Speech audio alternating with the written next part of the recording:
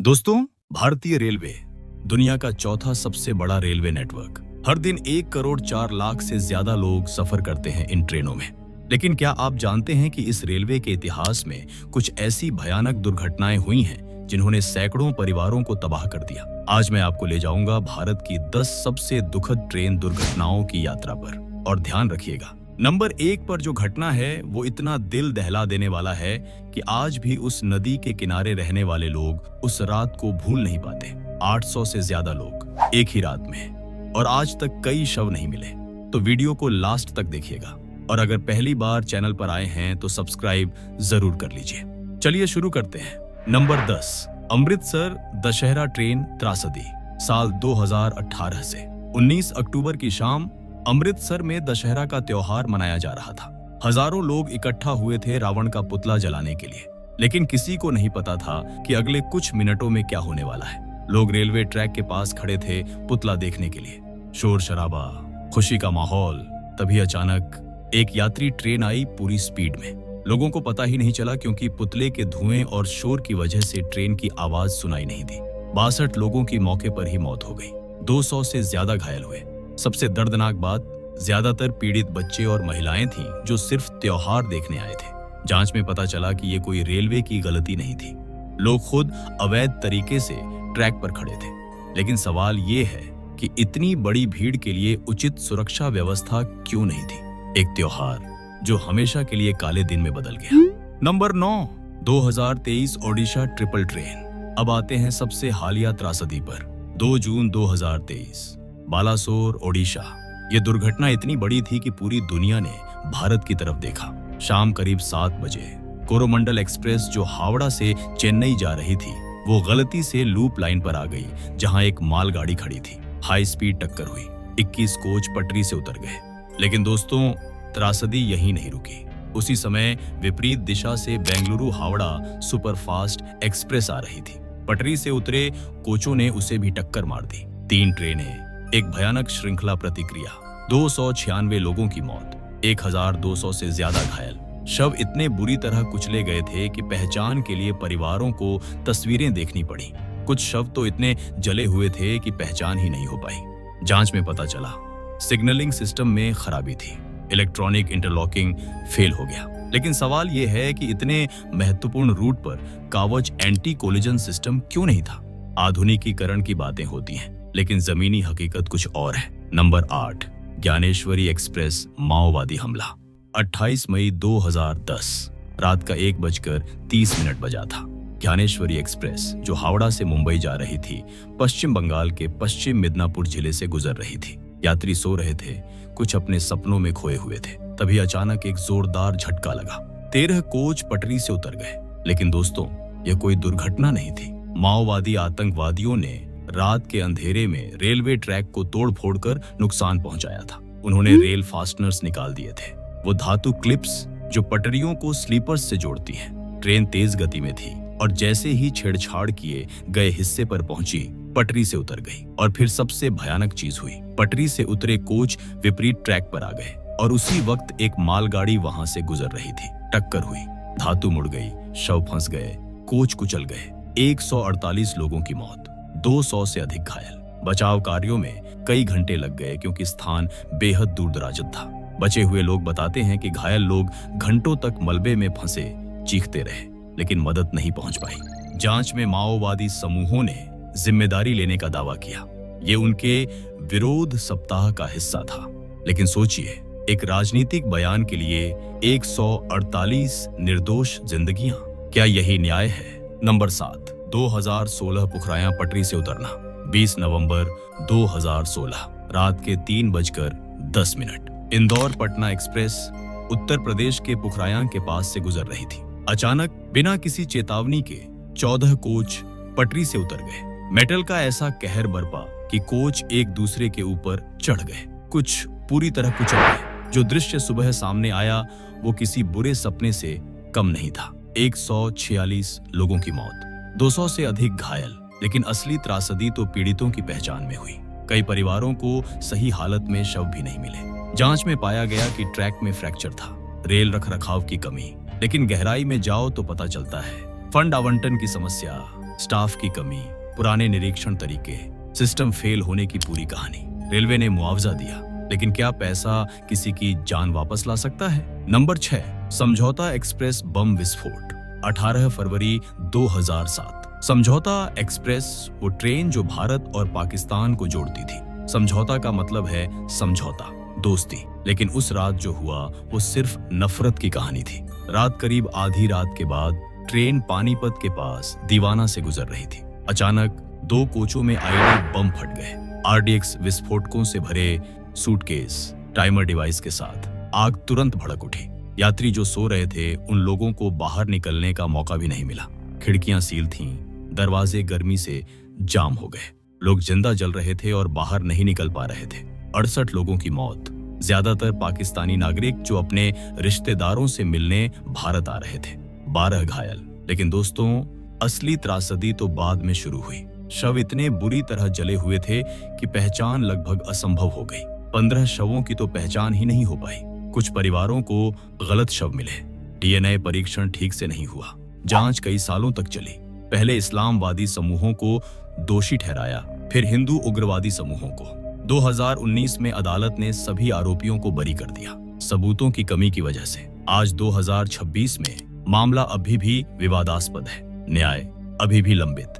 परिवार अभी भी जवाबों का इंतजार कर रहे हैं। नंबर 5, गैसल ट्रेन आपदा, 2 अगस्त 1999।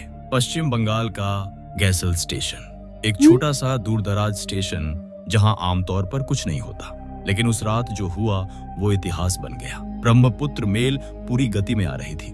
उसे आगे बढ़ने के लिए हरा सिग्नल मिला था, लेकिन उसी ट्रैक पर अवध असम एक्सप्रेस पहले से खड़ी थी। सिग्नलिंग त्रुटि की वजह से दोनों ट्रेनों को हरा सिग्नल मिल गया। नतीजा, आमने सामने की टक्कर। दोनों ट्रेनों की रफ्तार इतनी थी कि टक्कर से कोच पूरी तरह नष्ट हो गए। धातु, शव, सामान सब एक दूसरे में फंस गए। 290 लोगों की मौत, 300 से अधिक घायल। ज्यादातर पीड़ित आर्मी, बीएसएफ और सीआरपीएफ के जवान थे जो ड्यूटी पर जा रहे थे। जो लोग देश की रक्षा के लिए जा रहे थे वो खुद सुरक्षित नहीं रह पाए। जांच में सामने आया मानवीय गलती और पुरानी सिग्नलिंग प्रणाली।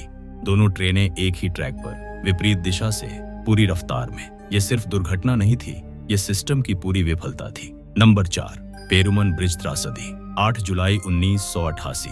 केरल का क्विलोन जिला। आइलैंड एक्सप्रेस जो बेंगलुरु से तिरुवनंतपुरम जा रही थी। ट्रेन अष्टमुड़ी झील के ऊपर बने पेरुमन ब्रिज को पार कर रही थी। मानसून का मौसम था, झील पानी से लबालब भरी हुई थी। अचानक ट्रेन पटरी से उतर गई। 10 कोच सीधे झील में गिर गए। पानी का बहाव तेज था, कोच तुरंत डूबने लगे। यात्री अंदर फंसे हुए थे। खिड़कियों से पानी भरने लगा।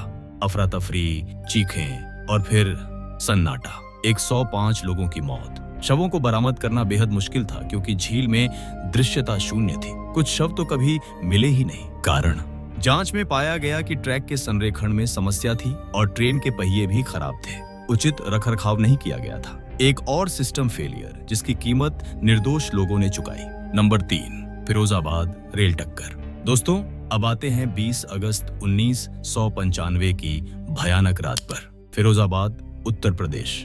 दिल्ली कानपुर रूट पर 2 ट्रेनें, कालिंदी एक्सप्रेस और पुरुषोत्तम एक्सप्रेस। करीब 2200 यात्री सवार थे दोनों ट्रेनों में। ज्यादातर लोग गहरी नींद में थे। कालिंदी एक्सप्रेस आगे जा रही थी।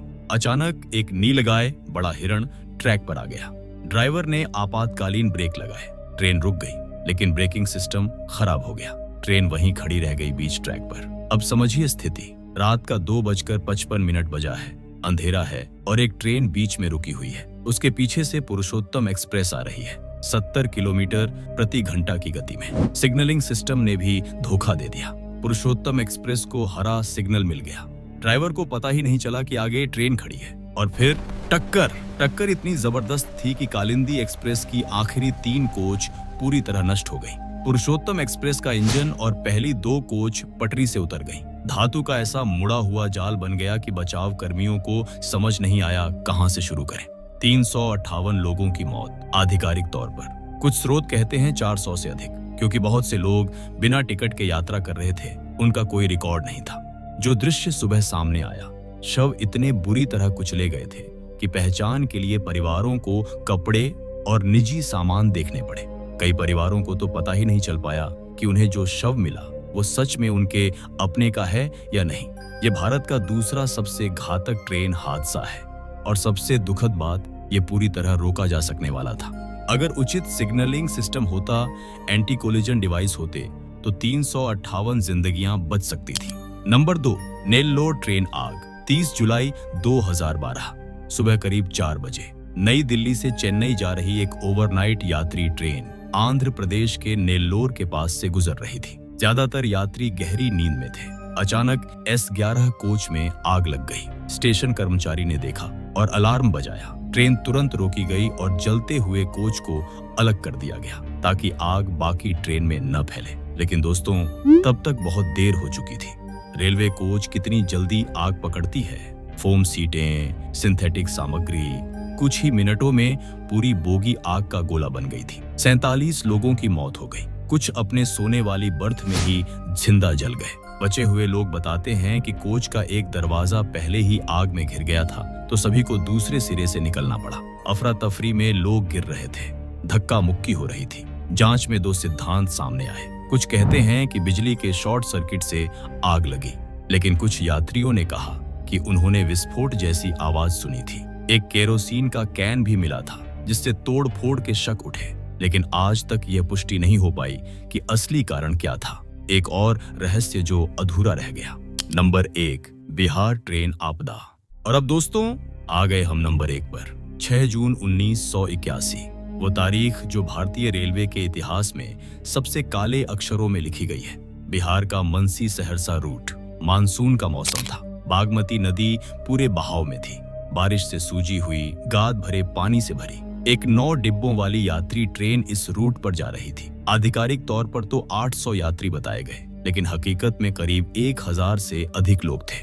क्योंकि दोस्तों, उस जमाने में लोग छतों पर, फुटबोर्ड पर, हर जगह सवार होते थे। ट्रेन में थे दिहाड़ी मजदूर अपनी रोजी रोटी के लिए जा रहे थे, परिवार अपने रिश्तेदारों से मिलने, बच्चे अपने माता पिता के साथ। 4 बड़ी शादी की बारातें भी थीं ट्रेन में, खुशियों से भरी, सपनों से सजी। दोपहर का समय था, बारिश तेज हो रही थी, पटरियां पानी से फिसलन भरी हो गई थी। ट्रेन बागमती नदी के ऊपर बने पुल की तरफ बढ़ रही थी और तभी जो हुआ वो आज तक विवादित है। कुछ कहते हैं एक गाय ट्रैक पर आ गई। चालक ने गाय को बचाने के लिए जोरदार ब्रेक लगाए। गीली पटरियों पर ट्रेन फिसल गई। कुछ कहते हैं चक्रवात जैसी हवाएं चल रही थीं जिसने ट्रेन को धक्का दिया। कुछ कहते हैं ब्रेक फेल हो गया, लेकिन जो पुष्टि है वो ये, आखिरी 7 कोच पुल से सीधे नीचे बागमती नदी में गिर गई, 150 फीट की ऊंचाई से। कुछ ही सेकंड में पानी में डूब गई। नदी का पानी मटमैला था, दृश्यता शून्य। मानसून की वजह से धारा तेज थी। कोच डूबते गए और उनके साथ सैकड़ों लोग। कुछ ने खिड़कियां तोड़कर निकलने की कोशिश की, लेकिन पानी का दबाव इतना था कि बाहर निकलना असंभव था। मदद पहुंचने में घंटे लग गए क्योंकि स्थान बहुत दूर दराज था। जब बचावकर्मी पहुंचे तो सामने था सिर्फ बहता हुआ पानी। दृश्यता इतनी कम कि समझ नहीं आ रहा था कि नदी कहाँ है और डूबी हुई रेलवे कहाँ। ग्रामीणों ने मदद करने की कोशिश की, रस्सियों से, जो भी नावें उपलब्ध थीं उनसे, लेकिन नदी का बहाव इतना शक्तिशाली था कि कुछ ज्यादा नहीं कर पाए। दिन बीतते गए, शव धीरे धीरे बाहर आने लगे, 2-3 के समूहों में। कई तो नीचे की धारा में मीलों दूर पाए गए। नदी ने अपने मृतकों को आसानी से नहीं छोड़ा। 20,000 से अधिक रिश्तेदार नदी के किनारे इकट्ठा हो गए, रोते हुए, चीखते हुए, अपनों को ढूंढते हुए। जो शव बाहर आ रहे थे वो इतने सड़े गले थे कि पहचान करना लगभग असंभव था। लाउड स्पीकर लगाए गए थे जो घोषणा कर रहे थे, हर शव के लिए 3 रुपये इनाम। 5 से 6 दिन बाद सरकार ने शव बरामदगी के प्रयास बंद कर दिए। आधिकारिक मृत्यु संख्या घोषित की गई 235, लेकिन दोस्तों असली संख्या कहीं ज्यादा थी। अनुमान कहते हैं 500 से 800 के बीच, कुछ तो कहते हैं 1000 तक। सटीक संख्या कभी पता नहीं चल पाई क्योंकि सही यात्री सूची थी ही नहीं। बहुत से लोग बिना टिकट के यात्रा कर रहे थे। सैकड़ों शव कभी बरामद ही नहीं हुए। नदी उन्हें अपने साथ बहा ले गई। आज भी 40 से अधिक साल बाद बागमती नदी के किनारे रहने वाले बुजुर्ग उस दिन को याद करते हैं। परिवार, कुछ को तो अपने प्रियजनों के शव भी नहीं मिले सही अंतिम संस्कार के लिए। कुछ आज भी इंतजार करते हैं। शायद कोई चमत्कार हो, शायद कोई बच गया हो। ये सिर्फ एक ट्रेन दुर्घटना नहीं थी दोस्तों, ये था खराब बुनियादी ढांचे का नतीजा। अपर्याप्त सुरक्षा उपायों का परिणाम और हमारी प्रणाली की पूरी विफलता। तो दोस्तों, ये थी भारत की कुछ सबसे दुखद ट्रेन दुर्घटनाएं। हर कहानी के पीछे हैं सैकड़ों परिवार जो आज भी अपने प्रियजनों को याद करते हैं। हर घटना हमें याद दिलाती है कि सुरक्षा और जवाबदेही कितनी जरूरी है। अगर आपको यह वीडियो जानकारीपूर्ण लगा हो तो वीडियो को लाइक करें और चैनल को सब्सक्राइब करना न भूलें। धन्यवाद।